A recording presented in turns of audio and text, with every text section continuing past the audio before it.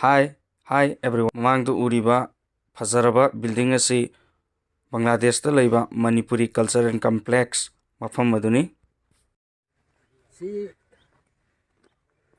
Manipuri Cultural Complex hai address na kari Adampur Bazar, Upazila Kamalganj district na Maulvi Bazar. Indian High Commission na Shabana. Cultural Complex ka Manipuri Cultural Complex ta sige Manipuri Cultural Complex.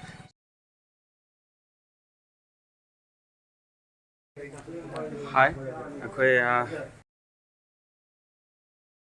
Bangladesh ta laiba Cultural Manipuri Cultural Complex manungda leiramba fisa khonja toramba ichechen singga unabagi tanja ama lawjage.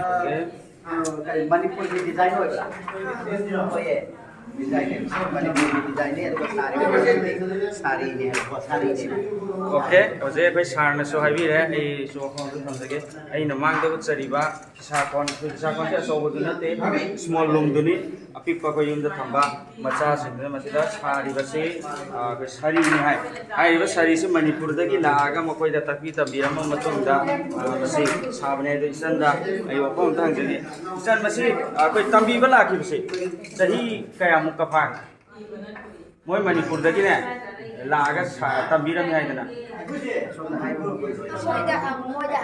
Okay, sorry. Singga singga si khangdre hai atau badang jage. Ado numit ka Chahi mukti phara bra iche koi sida fi sari se. Kya mukti phara se? Okay.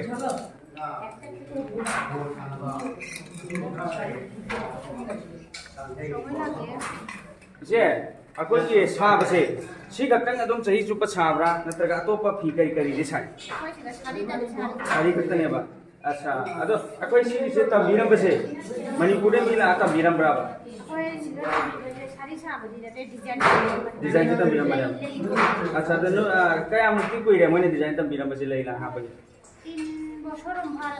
अच्छा याम ngai je se dum mapuna program iduna mathang saw ngam bo sanu mafam sida khundaraga laiba akogi iche aduga itei masingni aduga makoina sariba fi si koi Manipur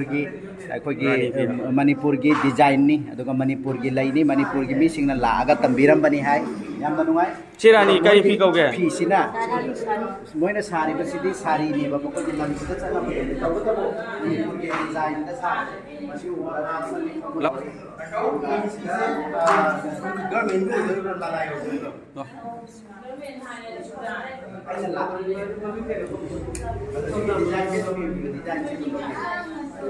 Okay, uji mayam daina video ga loina na paudong re hairiba kari si pizza khasa tawagi mawong marin se magoi design se Manipur dagi mi laga lai lang chapsan bagi live nate